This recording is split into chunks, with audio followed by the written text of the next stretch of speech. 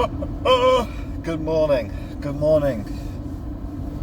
So, this will probably just be like quite a quick one, but something that I just found interesting. So as I'm driving to the gym right now, I've just had my first morning coffee, and the first thing that sort of came to mind.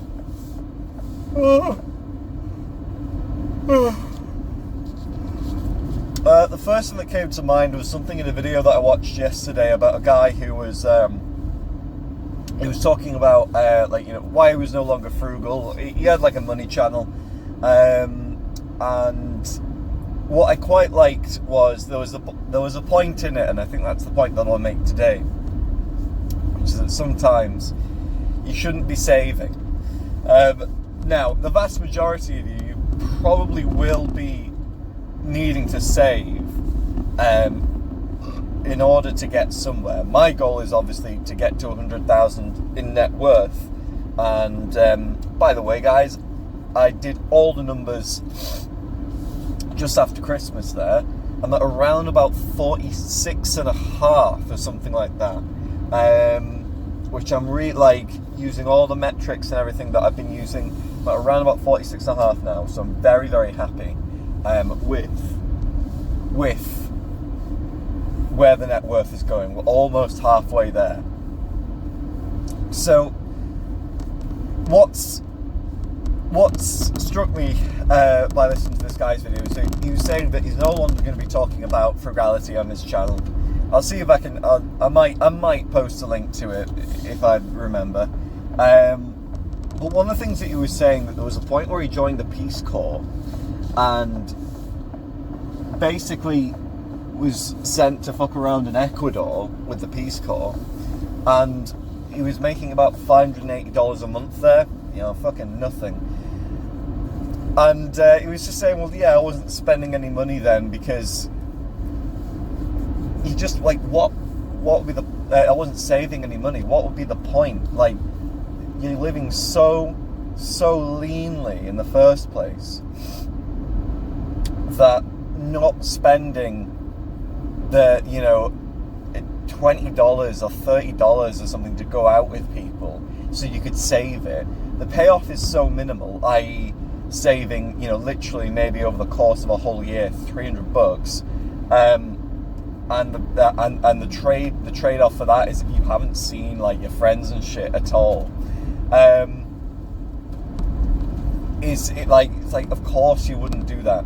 And I thought that was actually quite a good point. There are quite a lot of people where you're living so close to the line of break even, basically, of not saving anything. Why even save anything at all?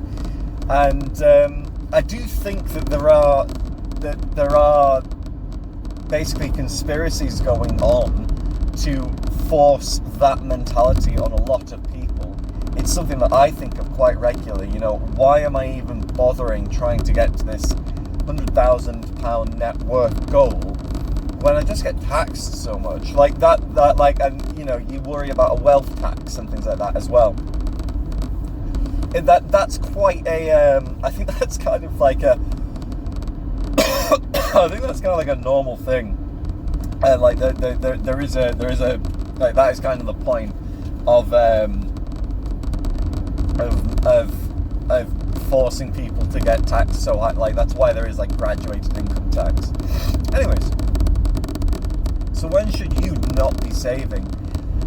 I think kind of the only people that should not be saving are people who are somewhere in the middle.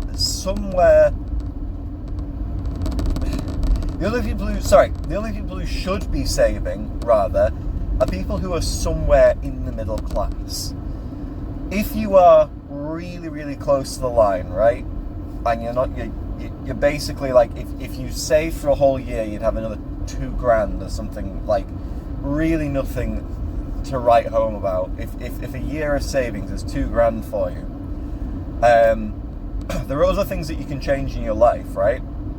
So if you're a student, you're looking to go work in a city, and what I've just said describes probably how much you'll have at the end of the month, like 200 quid max, if you really maxed out the savings, right? You just shouldn't go and live there, basically, right? If you're looking at, if you're looking at having a car, like this is maybe a good way to think about like some purchases that are coming up. If you're about to have a car, buy a car, and it's going to mean that the only thing that you've got left to save at the end of the month is about £200. At the moment you're saving, I don't know, £500. It's increasing your monthly spend by that much. Well then, it's almost like not worth saving. I would say £6,000 a year is worth saving for, but really, like when you're talking about 2,000 a year, that's not really worth saving for. Like the things that you'll miss out on kind of don't weigh it out.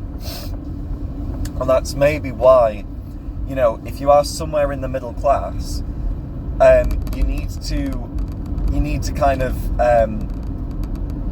to be saving then. But if you're under that, you almost shouldn't bother, and if you're over that, it almost doesn't matter. So I'm not sure where the yardstick is, to be honest, for when you should start saving, when you should stop saving. I think it's probably something a little bit like, if you are still living with your parents, you have a pretty low paying job, you can kind of just about get by, I probably wouldn't bother trying to save too much money. The argument can be made that like that's the time in your life when like it's going to grow the most for you, but like I think you really ought to think about your own situation. Again, if you're literally talking about spending money,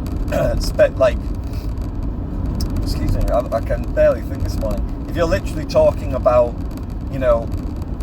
wherever you work, the job market is so shit and that sort of thing, that you've got like the best job you can find is part-time, and all you're going to be looking at saving is £1,000 over a whole year or something like that.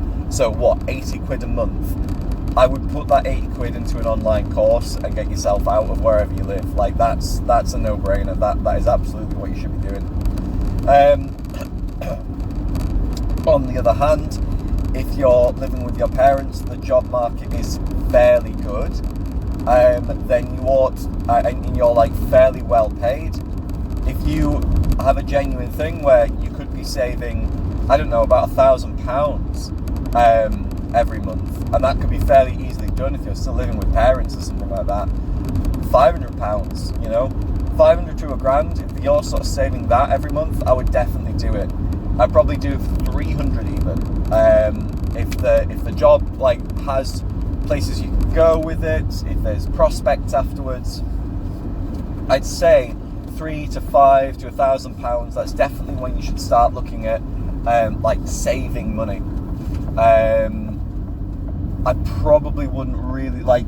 That's probably the little like gap where it's at. Like the idea of saving certainly opens up for you, and the younger you are, the less that money can be, because again, like the compound interest stuff comes into it. But yeah, like if you're literally talking 80 quid a month or something like that, I really wouldn't bother.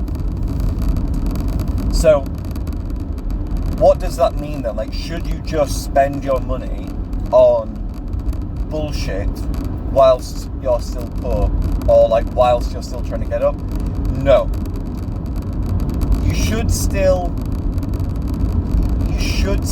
like I say, like trying to just save £1,000 over the course of a year versus putting that into giving you a better skill set and doing an online course as like a mechanic. Like that's obvious where you should put your money. Like what you're going to get is, like if you're an unskilled person and the most you can save in a year is 1,000, you obviously need to be putting that 1,000 into something that means that next year you can save 10,000. That's so fucking obvious. So it's not that you shouldn't be still smart with your money. You always need to be smart with it. It's just that you simply shouldn't be like trying to watch it grow in a cash ISA. and thinking you're like getting ahead. So I would say that the amount of money that you're saving when you are skilled, you've got a skill. For me, my skill is definitely sales, which is nice because that's the sort of thing that you can learn on the job. Like you can learn sales while you sell and make money. It's a great thing.